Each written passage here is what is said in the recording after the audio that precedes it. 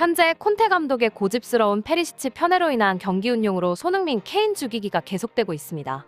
지난 프리미어리그 EPL 경기 크리스탈 팰리스전에서 손흥민과 케인의 월드클래스다운 경기력을 중심으로 경기에서 승리하긴 했는데요. 그동안 토트넘은 최대 강점이었던 재빠른 역습과 빠른 스피드 등을 최근 경기에서는 잘 활용하지 못하며 발빠른 손흥민의 최대 장점인 순간적으로 폭발적인 스피드를 이용해 측면 라인을 뚫고 들어가는 전술을 구사하지 못했었죠. 이러한 지난 경기력들은 최근 크리스탈 팰리스전을 통해 그들의 계속되던 부진을 예측하던 여러 해외 매체들을 잠재워버렸는데요. 그렇게 지난 포츠머스전 경기가 끝난 후 손흥민은 콘테 감독에 대해 불만을 표출했는데요. 과연 토트넘과 손흥민 그리고 콘테 사이에선 무슨 일이 있었기에 이런 일이 발생했을까요? 한번 알아보겠습니다. 지난 2022년 6월 토트넘은 독일의 바이에른 뮌헨에서 뛰고 있던 이반 페리시치를 영입했다는 소식을 알렸죠. 갑작스러운 그의 영입 소식에 토트넘의 주축 공격수인 손흥민과 케인은 페리시치의 등장에 어느 정도 긴장을 할 수밖에 없었죠. 그리고 토트넘의 안토니오 콘테 감독은 페리시치를 기용하기 위해 기존과 다른 포메이션 전술을 사용하며 공격수인 손흥민을 중원과 공격의 애매한 위치로 변경시키며 사실상 페리시치와 케인의 공격 전술로 변경했습니다. 손흥민 선수를 애매한 포지션으로 변경한 콘테 감독은 손흥민 선수가 개인기와 혼자만의 빠른 돌파 같은 패스를 하지 않는 플레이를 하면 불만을 표출하였고 손흥민 선수가 계속해서 페리시치 쪽으로 패스를 하도록 압박을 주었죠. 그로 인해 항상 토트넘의 멱살을 잡고 팀의 승리를 끌고 가던 송캐듀오의 환상적인 플레이가 나오질 못했고 손흥민 선수는 경기에서 존재가 보이지 않는 상황까지 겪게 되었습니다. 실제로 최근 경기들을 살펴보면 많은 경기를 관람한 현지 팬들은 손흥민 어디 갔냐? 손흥민 왜 안 보이냐? 같은 걱정과 비난 섞인 말들을 하곤 했습니다.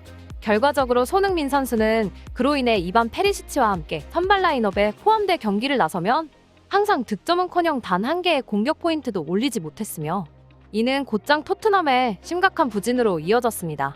지난 크리스탈 팰리스전에서도 경기 초반에는 현지 팬들의 반응은 좋지 못했습니다. 그들의 화살은 손흥민 선수에게 향했고 손흥민 선수는 그런 비난을 알고 있는 듯 경기 초반에는 소극적인 움직임으로 작은 실수들을 보여주었죠. 하지만 이내 손흥민 선수는 그동안 자신을 방해하던 페리시치와 비난하던 사람들의 보여주듯 멋진 골을 득점하며 지난 시즌 득점왕의 기량을 되찾은 듯 지독했던 골가뭄을 끝내고야 말았습니다. 계속되는 패배의 승리가 없던 토트넘의 콘테 감독은 본인이 잘못하면 경질될 수도 있겠다는 압박을 받았는지 평소에 페리시치를 적극 활용하기 위한 전술을 잠시 내려놓고 지난 크리스탈 팰리스전에서는 새로운 전술을 사용해 손흥민 선수를 공격수로서의 역할을 할 수 있는 포지션에 위치시켰습니다.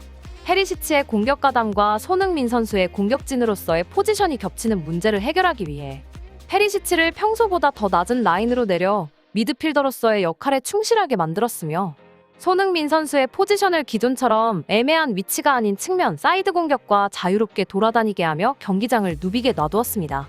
그러자 지난 부진했던 경기들에 비해 손흥민 선수는 페리시치와 공격이 겹치는 일이 없었고 페리시치보다 윗라인에 서게 되며 공격 포인트에 관여할 수 있게 되었습니다.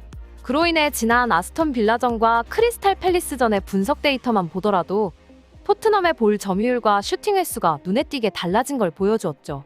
사실 이러한 전술 변경은 단순히 손흥민 선수의 득점만을 의미하는 것은 아니었습니다. 경기 내용적으로 확인을 해봐도 전술 변화는 상당했는데요. 후반전 케인이 날카롭게 패스해준 공을 손흥민 선수가 받아 슈팅을 날렸고 곧바로 얼마 지나지 않아 다시 한번 케인에게 받은 패스를 도어티에게 연결해 멋진 추가골을 득점하게 만들었습니다. 이렇게 그동안 콘테 감독이 고집해온 페리시치 위주의 전술을 단 한 가지만 바꿨을 뿐인데 많은 변화가 있었습니다. 한 해외 축구 매체 분석 결과에 따르면 손흥민 선수는 지난 아스톤 빌라전까지 돌파 시도와 볼터치 횟수가 평균 1.95회와 42회였습니다. 하지만 크리스탈 팰리스전에서는 돌파 시도 6회와 볼터치 58회로 어마어마한 변화와 이번 시즌 들어서 최고의 본인 기록으로 기록되었죠. 이날 변경된 전술로 인한 손흥민 케인의 환상적인 듀오로 인해 토트넘은 월드컵 이후 EPL 프리미어리그 경기에서 첫 승리를 거두게 되며 각종 영국 축구 매체들에선 콘테 감독의 전술 변화는 성공적으로 보여졌으며 손흥민은 경기에서 득점하며 그동안 골가뭄을 끝내며 비난하던 사람들을 침묵시켰다라고 전했으며 이어서 콘테 감독의 지난 전술 실패와 손흥민 선수의 지난 시즌 득점왕으로서의 클래스를 보여주는 경기였다라고 말하며 그가 득점 후 마스크를 던진 세러머니는 그간 부진을 날려버리는 모습이며 팬들에게 큰 쾌감을 주었다며 손흥민 선수의 득점과 전술 변화에 대해 보도했습니다.